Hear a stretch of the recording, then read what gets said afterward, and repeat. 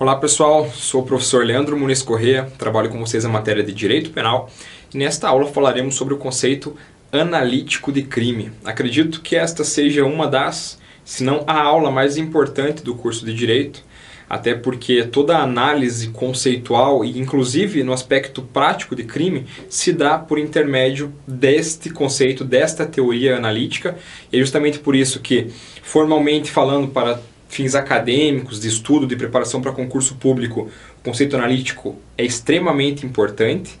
E para fins de prática da advocacia, da operacionalização do direito através de um cargo de delegado de polícia, nas carreiras ministeriais, magistratura, certamente também o conhecimento é de extremada relevância quando falamos em conceito analítico de crime.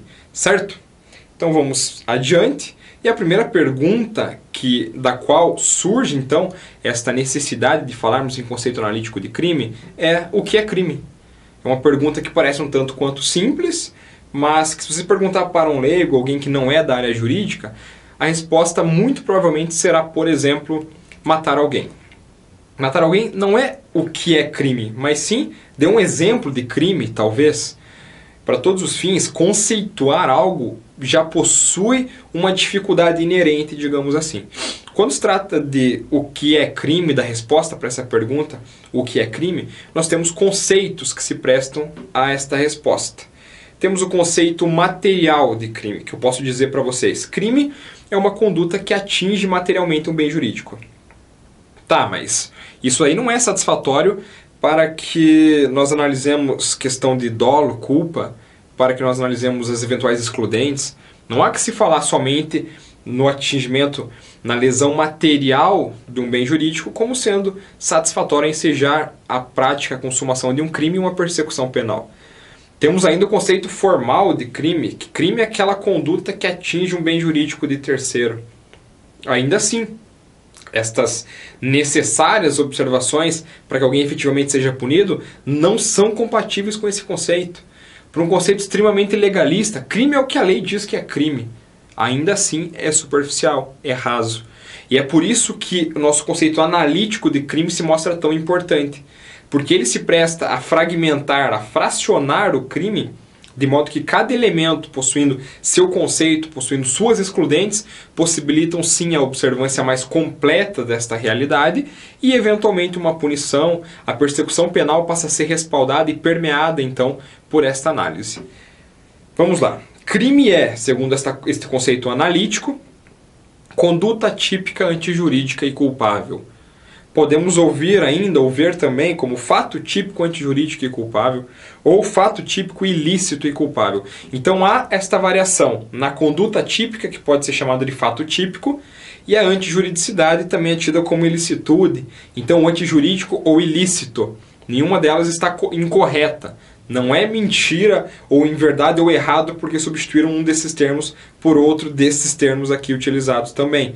Porque para todos os fins se trata apenas da preferência de cada doutrinador ou de cada banca. Já trabalhem verificando qual é o termo que a sua banca utiliza, mas sabendo que fato típico e conduta típica é a mesma coisa e antijurídico e ilícito também são a mesma coisa.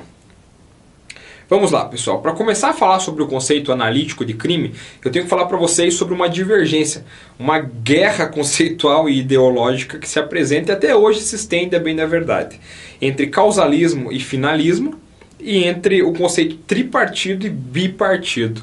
Tripartido, por óbvio, são três as frações do conceito para quem segue e adota esta linha, e bipartido seriam apenas dois, fato típico antijurídico.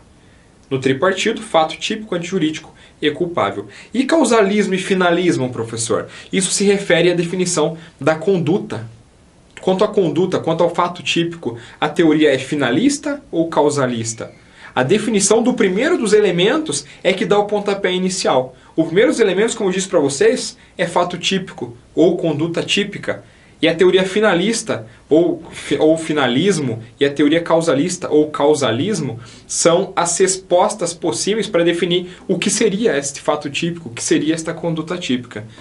Causalismo, pessoal, entende que conduta é o comportamento humano voluntário que produz efeitos no mundo exterior. Então basta que haja um efeito material, esta alteração naturalística, para que nós tenhamos a conduta caracterizada. E isso segundo o causalismo. E a teoria finalista, professor, ou finalismo? Bom, segundo o finalismo, o comportamento humano, a conduta, então, seria um ato voluntário e consciente dirigido a um fim. Dirigido a um fim finalista. É um ato voluntário e consciente dirigido a um fim. Já adianto para vocês que é esta teoria que nós utilizaremos. Teoria finalista da ação. É uma conduta positiva ou negativa, voluntária e consciente dirigida a um fim. Tá, professor, e esse conceito tripartido, bipartido, do que significa? Bem simples, pessoal. Como eu disse para vocês, nosso conceito analítico de crime divide-se em conduta típica, antijurídica e culpável. Não temos três elementos? Conduta típica ou fato típico, antijurídica ou ilícita e culpável. Para o conceito tripartido, é este o nosso conceito de crime, nossa divisão do conceito analítico de crime. Para quem é adepto do conceito bipartido, da teoria bipartida, como alguns chamam, trata-se apenas de fato típico ou conduta típica e antijurídica ou ilícita. Mas a culpabilidade não entra no conceito de crime. Para estes, a culpabilidade é um mero pressuposto da aplicação da pena. Então não se trata de uma elementar do crime. Aqui há também a alteração do momento em que se é analisado o elemento subjetivo do agente, o dolo, culpa, a vontade do agente aqui, não é como nós utilizamos no primeiro elemento já no fato típico, na tipicidade subjetiva no caso, fica na culpabilidade no momento posterior. Então, mais uma vez, só para fins ilustrativos, isso é o conhecimento, o entendimento oriundo da teoria bipartida. A culpabilidade não seria um elementar de crime e não seria analisado esse subjetivismo, a intenção do agente no crime, mas sim na culpabilidade, fora. E não é isso que nós utilizamos. Nós utilizamos e somos adeptos da teoria tripartida, ou o conceito tripartido. E o conceito bipartido eu vou riscar aqui, não porque é errado, porque existem doutrinadores que utilizam. Sobretudo na Escola Paulista de Direito, temos doutrinadores de peso que são adeptos dessa teoria. Mas não é a que majoritariamente nós utilizamos, não é a que será cobrada na sua banca. Então, vamos explorar o conceito tripartido. Falei para vocês, pessoal, que o crime se divide em fato típico, antijurídico e culpável. Já há uma divisão. Então vamos explorar cada uma delas. Adentremos no primeiro elemento, fato típico ou conduta típica. Divide-se ainda em 4 elementos. Mais uma vez, o direito penal acho que é a área do direito que mais goza de subdivisões dentro de outras divisões e dentro de outras divisões. Então nós temos várias classificações distintas dentro de um mesmo conceito. Neste caso, fato típico é o primeiro elemento do crime e os 4 elementos, os 4 divisões, classificações, espécies, enfim, são conduta, resultado, nexo causal e tipicidade. Esses são os elementos que compõem o fato típico. O que é conduta, professor? Primeiro dos elementos se diz que é conduta. Conduta é o comportamento humano voluntário e consciente dirigido a um fim. Tá, professor, mas você falou que isso era a definição da teoria finalista. Exatamente. A definição da teoria finalista é a resposta ao que é a conduta. Então, a definição de conduta é a mesma definição da teoria finalista, que, a bem da verdade, é o instituto, é o conceito que se propõe a responder o que seria esse comportamento humano, o que seria a conduta. Emprestamos, então, a resposta, e o que é conduta, o que é teoria finalista da ação, temos a mesma resposta, trata-se de um comportamento humano voluntário e consciente dirigido a um fim. Tá, e o resultado, professor? Bom, o resultado é a consequência desse comportamento. Disse para vocês que conduta é o comportamento voluntário e consciente dirigido a um fim, mas e quanto ao resultado, a consequência desta conduta? Nós temos como segundo elemento, e digo para vocês, pode ser naturalístico ou material, que é quando há essa efetiva alteração no mundo, quando há então um resultado palpável, digamos assim, e nós temos ainda o resultado normativo, que é quando não necessariamente se há necessidade de um resultado material. Não há necessidade desta alteração naturalística. A norma por si só já diz, isso aqui é conduta. Tá, mas eu não fiz nada, nem atingiu, nem mexeu lá. Não interessa. A norma classifica como sendo uma conduta este resultado. Independentemente, então, de haver alteração, nós temos como resultado da conduta, de forma normativa ou de forma formal, como alguns outros doutrinadores utilizam, e isso é o suficiente para que tenhamos o elemento resultado preenchido. Então já vimos, conduta, ato voluntário e consciente dirigido a um fim. Resultado, professor, resultado é a consequência, que pode ser naturalística ou material, palpável, ou formal, normativa. Não há necessidade de mudança física, de mudança naturalística. Nexo causal. Pessoal, nexo causal é o conceito que se relaciona com o mesmo do direito civil. Não sei se vocês já viram algo parecido, mas basicamente eu tenho a conduta, tenho o resultado. Há necessariamente que se relacionar uma coisa com outra. Porque para todos os fins, se não houver uma conexão que mostre que esse resultado deriva, se origina nessa conduta, eu não posso falar que existe uma correlação, eu não posso falar que o fato típico está preenchido. Então, por exemplo, eu saco minha arma de fogo, olho para o meu desafeto e efetuo um disparo. Ele cai no chão e morre no mesmo local imediatamente. Conduta, ato voluntário dirigido a um fim. Atirei voluntariamente e minha finalidade, a direção que eu buscava era a morte, era atingir aquele bem jurídico, vida do meu desafeto, do meu inimigo. Qual que foi o resultado? A morte. Resultado material, inclusive, resultado naturalístico. Tá, e qual que é o nexo de causal? Ele morreu porque você atirou. Foi o teu disparo que efetuou a morte. Então nós conseguimos conectar a conduta com o resultado. Lembre-se, pessoal, conduta é um elemento, resultado é outro, eu preciso conectar os dois para mostrar que isso só ocorreu porque você fez isso. É basicamente isso. Nexo causal, o nexo de causalidade é isso só ocorreu porque você fez isso. Feito? Por fim, tipicidade. Tipicidade é o enquadramento da conduta à norma penal, ao tipo penal. Professor, tá muito filosófico, quase abstrato isso aí. Tá bom, vamos lá. Explorando esse mesmo exemplo. O professor saca a arma, efetua um disparo e atinge um desafeto, um inimigo, e ele vem a falecer.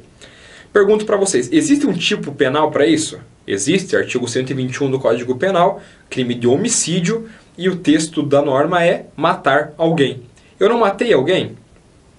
Então não há a chamada subsunção do fato à norma, não há o enquadramento da minha conduta exatamente no que está disposto no tipo legal, no crime, no artigo 121, matar alguém, matei alguém. Então meu crime é típico, há tipicidade neste crime, há tipicidade nesta conduta, melhor dizendo, porque ela se enquadra perfeitamente no que dispõe o artigo de lei, porque dispõe o Código Penal no seu artigo 121. Então tipicidade nada mais é do que pega essa conduta e tenta encaixar ela em algum crime. Ah, eu matei alguém, vamos verificar o artigo 157. Artigo 157, roubo, diz que subtrair coisa alheia móvel mediante violência ou grave ameaça. Tá, mas você matou alguém, você não subtraiu. Opa, não se encaixa aqui. Então, não é típico em relação ao roubo. Tá, mas em relação ao furto, subtrair coisa alheia móvel, não mais mediante violência ou grave ameaça, mas ainda assim o patrimônio é atingido. No meu crime eu matei, eu tirei a vida. Então, não há que se falar em furto, não há tipicidade. Minha conduta é atípica em relação ao furto. Tá, mas em relação ao homicídio, bom, eu matei alguém, efetuei o disparo, no artigo 121 está escrito matar alguém. Opa, encaixou. Isso é tipicidade, pessoal. Pode parecer até meio boba a explicação, mas para fins de ilustração eu acredito que seja válido. Quando encaixa, quando há essa conexão da conduta com o tipo penal, com a descrição da lei do Código Penal, nós estamos falando então em tipicidade, há a tipicidade, e aí nós temos completo o primeiro elemento, fato típico. Teve conduta? Sim. Teve resultado? Sim. Teve nexo de causalidade? Tem nexo causal? A conduta é a responsável por aquele resultado? Sim, beleza. Agora vamos verificar no Código Penal se isso se encaixa. Se encaixou no Código Penal, a conduta é típica, objetivamente típica. Nós temos outras divisões ainda, já adianto para vocês que eu gravarei aulas explorando especificamente cada um dos elementos. Somente o fato típico, com todas as possíveis excludentes, trarei para vocês ainda casos práticos para ilustrar mais a explicação. Nessa primeira aula faremos um sobrevoo no conceito analítico para vocês entenderem do que estamos falando e depois fazemos um recorte um pouco mais aprofundado, dividindo cada elemento em uma aula só para eles, beleza? Pessoal, trago para vocês a teoria da ratio cognoscendi, ou teoria indiciária do direito penal. Poxa, professor, teoria indiciária é necessário, pessoal, porque, via de regra, as teorias são introdutórias, propedêuticas, as pessoas tendem a acreditar que não possui aplicabilidade prática, ou que o professor está perdendo tempo com algo que nunca vai ser utilizado. Digo para vocês, essa teoria ela serve para explicar a diferença entre tipicidade e antijuridicidade. Como é que se caminha de uma para outra e principalmente o porquê da necessidade de existência e o porquê de um aluno, quando se depara com esses dois conceitos, vai falar, tá, mas se a conduta é típica, ela é antijurídica. Se matar alguém está escrito no Código Penal e você matou alguém, você está indo contrário à lei. E eu digo, não necessariamente. E por que não necessariamente, pessoal? Ratio cognoscendi, teoria indiciária do direito penal. Trata-se da chamada teoria indiciária, ou seja, a tipicidade cria indícios de ilicitude ou de antijuridicidade, como alguns doutrinadores podem utilizar. Contudo, há extrema necessidade de verificação da ilicitude face à possível existência de excludentes. Nossa, professor, se fosse para ler isso aí, eu comprava um livro de direito penal, sentava com uma xícara de chá do lado. Chá? Cerveja, talvez? Enfim, não, vamos voltar para os estudos. E o que eu quero dizer para vocês é que o fato de uma conduta se amoldar no tipo penal, de uma conduta se enquadrar exatamente no que está disposto na lei, não necessariamente faz dessa conduta delituosa, não necessariamente faz dessa conduta ilícita ou criminosa. Por que há necessidade da divisão entre tipicidade e antijuridicidade? Por que necessariamente nós temos que falar que uma conduta pode se enquadrar como típica, mas agora nós temos que ver se ela é contrária ao ordenamento jurídico? Vou dar um exemplo para vocês, ou melhor, vou explorar esse mesmo exemplo para explicar esse passo a passo, esse progresso dentro da teoria. Mais uma vez, o professor sacou a arma, encontrou o desafeto, efetuou o disparo, meu desafeto morre, matei alguém. Exatamente o que está disposto no artigo 121 do Código Penal, pratiquei então o chamado homicídio. Minha conduta é típica? Vamos analisar todos os elementos melhor. Tive conduta? Sim. Efetuei o disparo voluntário, conscientemente, então minha conduta dirigida a um fim está perfectibilizada. Ok. Teve resultado? Sim, ele caiu, morreu. Tá. Tem nexo de causalidade? Sim, porque foi o fato de eu ter atirado que fez com que ele morresse. Há então esse nexo que conecta a conduta ao resultado. Perfeito. Agora a tipicidade. A tipicidade? A tipicidade também, porque o artigo 121 diz que matar alguém é crime e o que eu fiz, matei alguém. Tá, então vamos para o segundo elemento do crime agora, antijuridicidade. A antijuridicidade, a tua conduta confronta a lei? Ela é contrária à lei? Você pode me dizer, claro que é, porque você matou alguém. E o artigo 121 diz que matar alguém é crime. Eu digo, espera um pouco, cara pálida, ainda não é hora de afirmarmos isso. Porque existem as chamadas excludentes. E é justamente a observância dessas excludentes que faz com que seja necessária a existência da chamada antijuridicidade penal. Como assim, professor? Você está falando que existe a possibilidade de eu matar alguém e não estar confrontando o ordenamento jurídico? Exatamente isso que eu estou dizendo para vocês. É exatamente esse o pontapé inicial para nós adentrarmos na antijuridicidade. Quem aqui nunca ouviu falar em legítima defesa? Agora vamos explicar esse meu exemplo sobre uma perspectiva diferente. O professor sacou a arma não para matar, mas porque ele estava prestes a estuprar uma moça na rua. E esse desafeto, então eu saco a arma, efetuo o disparo, atinjo ele e ele vem a falecer. Pergunto a vocês, eu não estou agindo em legítima defesa de outrem? Eu não atirei para proteger aquela mulher? Então, eu utilizei moderadamente os meios necessários para repelir a ameaça atual ou iminente em favor de mim? Não, mas de terceiro. E ainda assim eu estou falando em legítima defesa. Então, se eu agir em legítima defesa, você não pode dizer que a minha conduta é ilícita.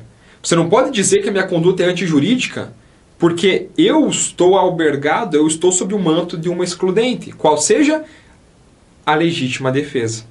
Então o fato de se caracterizar a legítima defesa nesta situação, neste exemplo concreto, faz com que eu não possa ser punido, porque não obstante minha conduta seja atípica. Mesmo que esteja enquadrada e escrito exatamente na lei o que eu fiz, a minha excludente faz com que a antijuridicidade, ou seja, o confronto ao ordenamento jurídico, a afronta à legislação, não exista. Olha o conceito que eu trago para vocês do que é antijuridicidade. Trata-se da conduta atípica que efetivamente afronta o ordenamento jurídico. Verifica-se quando da inexistência de excludentes de antijuridicidade ou ilicitude. Aqui eu trago para vocês uma frasezinha que explica o que é antijuridicidade. A ausência de excludentes de ilicitude. Minha conduta vai ser antijurídica quando não houver uma excludente de ilicitude. Nesse caso, por exemplo, a legítima defesa. Cometi o crime e matei alguém. Minha conduta é típica? É. Está escrito no 121. Perfeito. Tem alguma excludente? Não. Eu simplesmente matei porque eu não gostava dele. Opa, então tua conduta também é antijurídica. Então a antijuridicidade nada mais é do que a verificação de uma excludente. Quer dizer, tá, você fez escrito na lei. Perfeito, já entendi isso. Mas será que não tem nenhum motivo que você tenha feito que seja satisfatório a retirar a ilicitude? Que seja uma excludente? Não tem? Então vamos passar para o próximo elemento. Tem? Então nós paramos por aqui. Porque a partir do momento que você retira qualquer um dos elementos, que você interrompe esse progresso, dentro da teoria, dentro do conceito analítico de crime, não há que se falar em crime. Então, pessoal, a falsa perspectiva de que toda conduta típica é antijurídica, ou de que se necessariamente você fez algo que está escrito na lei, nós estamos a falar de um crime, é falsa, sublinho isso. Por quê? Porque as excludentes devem ser observadas, deve ser verificado se existem ou não. Se o manto de alguma dessas excludentes protege ou não esse agente que cometeu o fato típico, mas talvez não antijurídico. Ou seja, fato típico cometeu o fato que se enquadra no tipo penal. Que há então esse encaixe com a norma penal. Não há excludente? Opa, então também é antijurídico. Não tem excludente? Perfeito, agora nós temos um fato típico antijurídico. Passemos ao nosso próximo e último elemento dessa teoria tripartida de conceito analítico de crime. Pessoal, fato culpável ou culpabilidade. Também chamado de juízo de reprovabilidade, trata-se da verificação de ser ou não o agente merecedor de punição. Merecedor, isso faz eu lembrar os reinos antigos em que polegar para cima era vida, polegar para baixo. Não é desta forma, mas existe uma certa conexão com este conceito ou com esta eventual memória que vocês possuam. Trata-se de um juízo moral, de um juízo ético, como diria o professor Guilherme de Souza Nucci. Aqui nós vamos ver se o agente que cometeu o fato típico antijurídico merece ser punido. Aí vocês vão falar assim, porra, professor, então quer dizer que a pessoa pode cometer o crime, essa conduta é típica, não tem excludente, ou seja, é antijurídica, e mesmo assim ela não vai merecer ser punida? Exatamente. Mais uma vez, existem as excludentes de culpabilidade. Mas para entender os excludentes, vamos verificar quais são os elementos. Elementos da culpabilidade: imputabilidade, exigibilidade de conduta diversa e potencial consciência da ilicitude. Então, culpabilidade, para a gente verificar se a pessoa merece ser punida, é verificar a imputabilidade. Professor, o que é imputabilidade? Imputabilidade é a capacidade que tem um agente de responder por esses atos de natureza criminosa. Tá, mas e quem não é imputável? Digo para vocês, o Brasil adota o chamado critério biopsicológico. Quer dizer que se alguém for acometido de uma doença mental que impossibilite esta pessoa entender a natureza, sobretudo ilícita, dos seus atos, essa pessoa não é considerada imputável, então ela não pode ser presa. A ela aplica essa chamada medida de segurança, mas a prisão, a reclusão, que nós vulgarmente chamamos aí de cadeia, não pode ser aplicado. Por quê? Porque ele é inimputável. Não consta o elemento imputabilidade nesse crime. E justamente por isso que nós não podemos dizer que essa pessoa merece ser punida. Tá, e o segundo elemento, professor? Exigibilidade de conduta diversa. Exigibilidade de conduta diversa, como o próprio nome mais uma vez nos induz a crer, trata-se de ser possível exigir que a pessoa agisse de outra forma.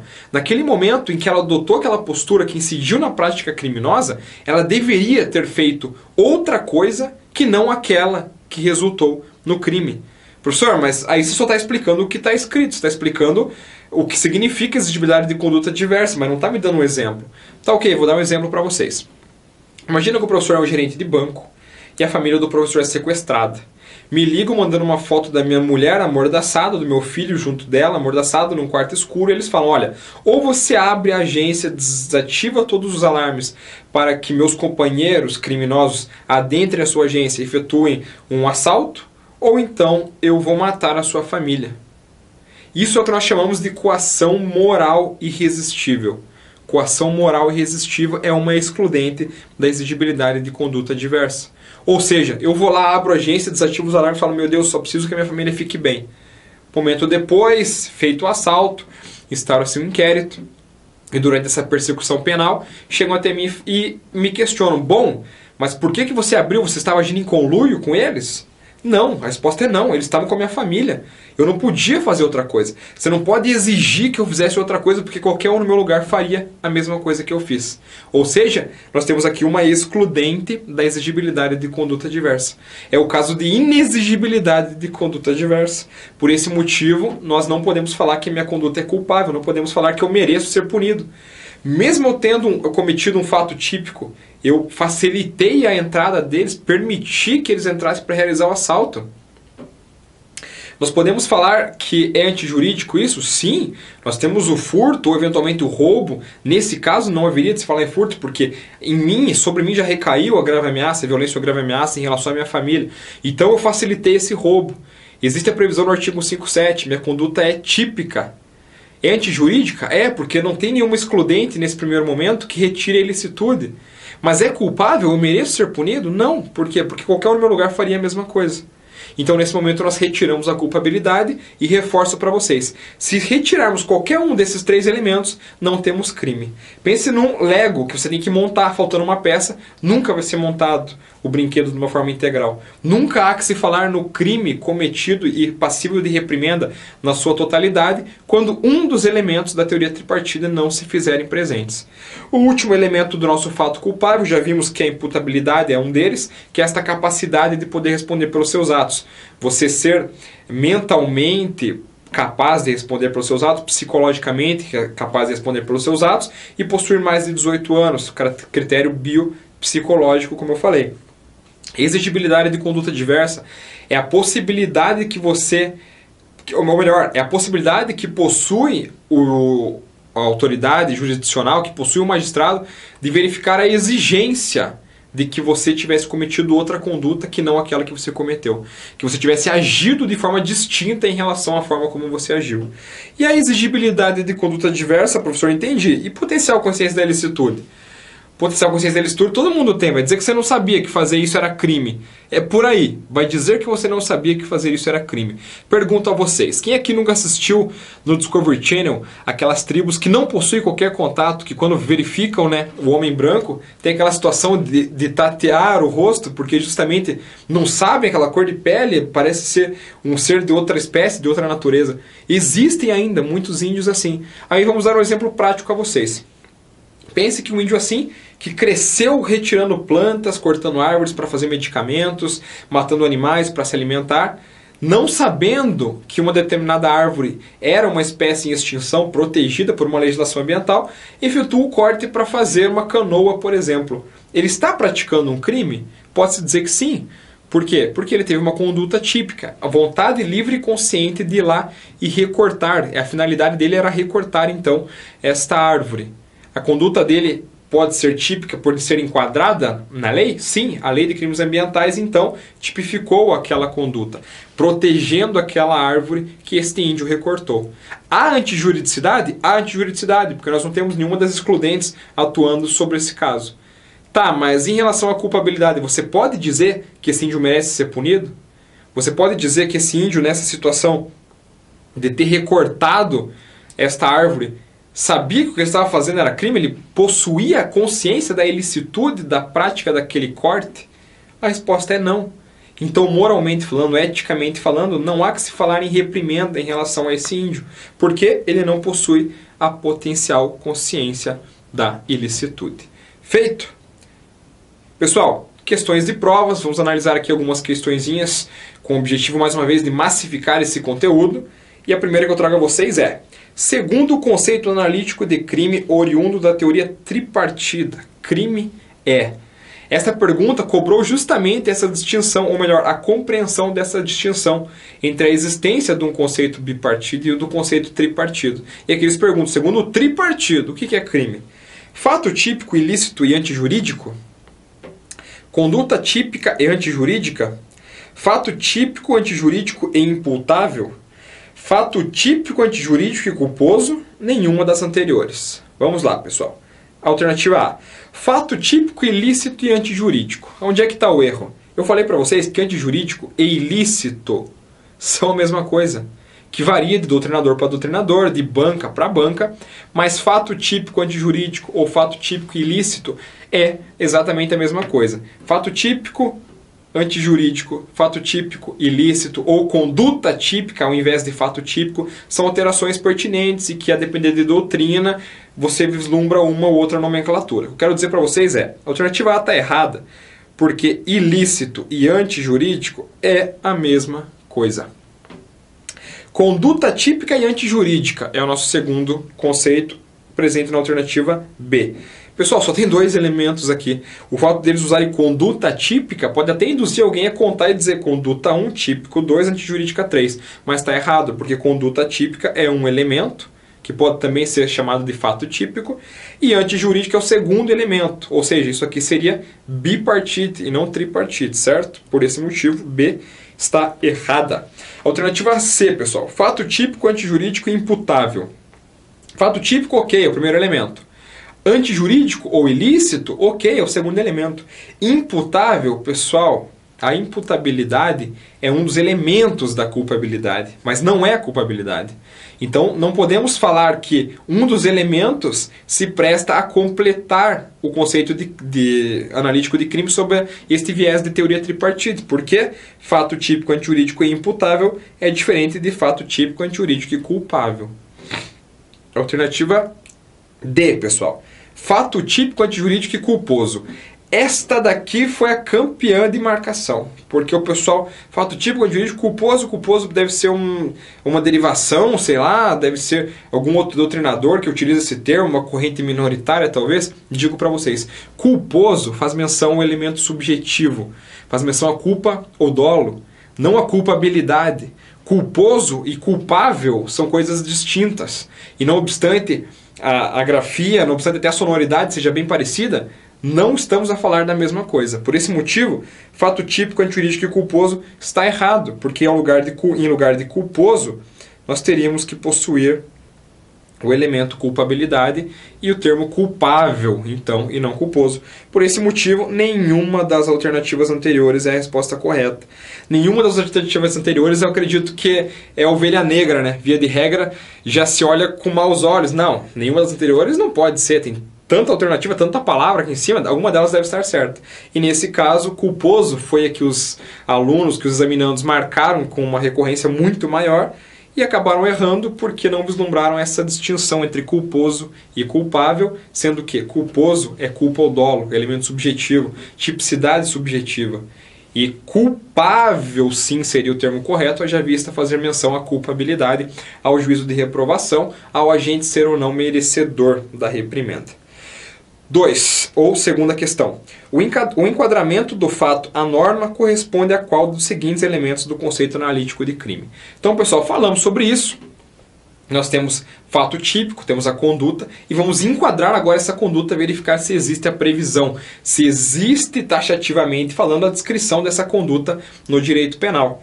Qual é dos elementos do conceito analítico de crime o que corresponde a este casamento, a esta conexão? A. Culpabilidade. B. Conduta. C. Antijuridicidade. D. Tipicidade. Ou E. Erro de proibição. Vamos lá. A. Culpabilidade. Podemos descartar, né? Porque eu acabei de falar, foi ainda observação no nosso último exercício. Culpabilidade é o juízo de reprovação. É verificar então se o agente é merecedor ou não da punição. Ou como diria o professor Guilherme de Souza Nucci, é um juízo ético, um juízo moral do crime. B. Conduta. Conduta, nós temos aquele conceito da teoria finalista, que é o ato consciente e voluntário dirigido a um fim. Nada se relaciona, então, com a conexão, com essa descrição da norma do tipo penal, por isso, caneta vermelha nela. Antijuridicidade. Pessoal, antijuridicidade ou ilicitude, nós vimos que é a característica que tem o fato típico de estar contrário à norma, contrário ao ordenamento jurídico. É a verificação da existência ou não de uma excludente. Mais uma vez, caneta vermelha por não ser a resposta correta. tipicidade ou erro de proibição. Erro de proibição é algo que simplesmente por nós não termos verificado nessa aula já deveria ser excluído. Mas ainda assim vamos verificar que erro de proibição é mais uma excludente, pessoal. É quando a gente não entende, não sabe que a conduta que ele está a praticar se trata de um ilícito penal. Temos como exemplo alguém que vem de um país onde a maconha é legalizado e é encontrado no Brasil, então, em grande quantidade de maconha, por não saber que aqui no Brasil esta conduta é tipificada como crime. Por esse motivo, então, está-se sob o manto do erro da proibição e nada tem a ver com esta verificação da compatibilidade da conduta com a norma, que é o que o nosso enunciado aqui cobrou. Basicamente, o enquadramento do fato à norma corresponde a qual dos seguintes elementos? Resposta: tipicidade. O que nós vamos verificar é se o fato é típico, se a conduta é típica, se existe a descrição normativa, se existe a previsão legal daquela conduta no nosso ordenamento jurídico. Terceira questão, pessoal, a expressão ratio cognoscendi corresponde à teoria A, da imputabilidade penal, B, indiciária do direito penal, C, do direito penal do inimigo, D, conglobante do direito penal e das velocidades do direito penal. Pessoal, teoria da imputabilidade penal? Não, nós vimos que a imputabilidade é um dos elementos da culpabilidade e nada se relaciona então com a ratio cognoscendi. Teoria indiciária do direito penal? Vamos deixá-la por último. C. Teoria do direito penal do inimigo. Teoria do direito penal do inimigo também não é, pois trata-se de uma teoria do Gunther Jacobs, que fraciona a sociedade entre aquelas pessoas que atendem ao ordenamento jurídico e por esse motivo então estão sujeitas às benesses das garantias processuais, da tutela jurisdicional, ao passo que quem afronta o ordenamento jurídico é tido como inimigo do Estado e a ele então não é possível a aplicação dessas mesmas garantias que os cidadãos de bem teriam.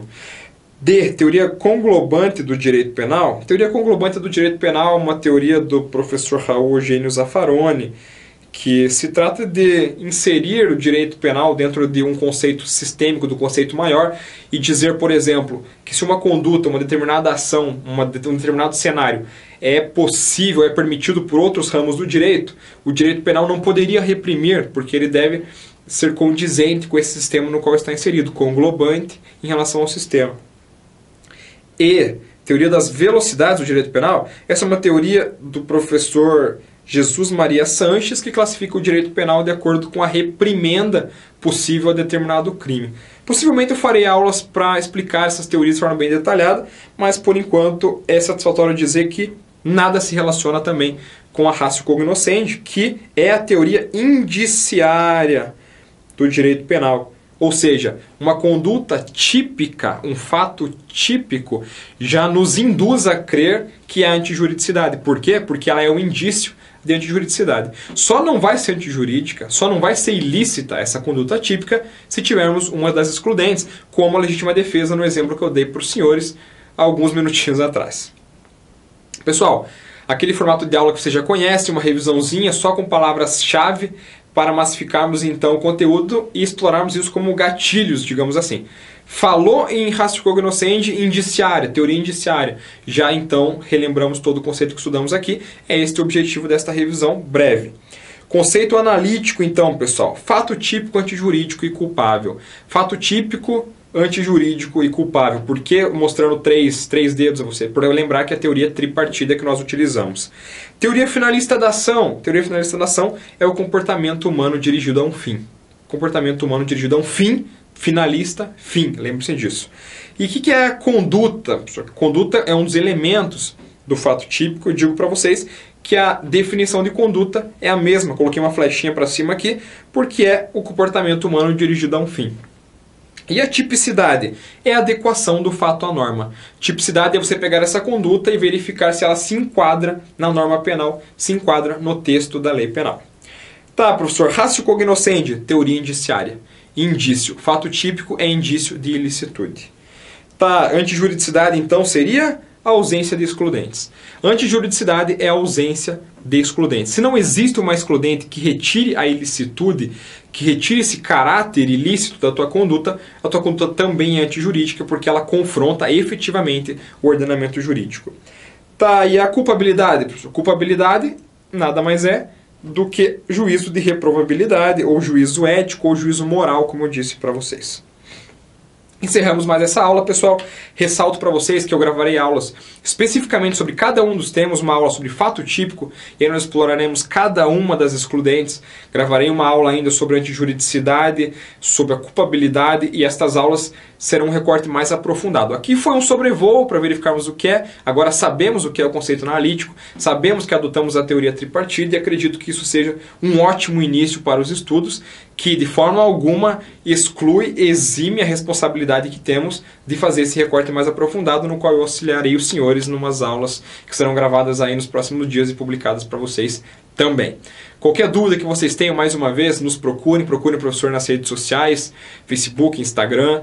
Registrem-se, cadastrem-se na Cultive, pessoal, de modo que vocês terão acesso a esse conteúdo de qualidade, vocês verificam a estrutura, nós nos debruçamos efetivamente sobre o conteúdo para trazer o melhor para vocês, e isso certamente propiciará uma preparação excelente para eventual concurso público, prova da ordem ou para a prática mesmo da advocacia, da área ministerial, delegado de polícia ou qualquer outro cargo que os senhores aspirem, certamente conseguirão em breve. Contem com a gente, um abraço a todos e ótimos estudos!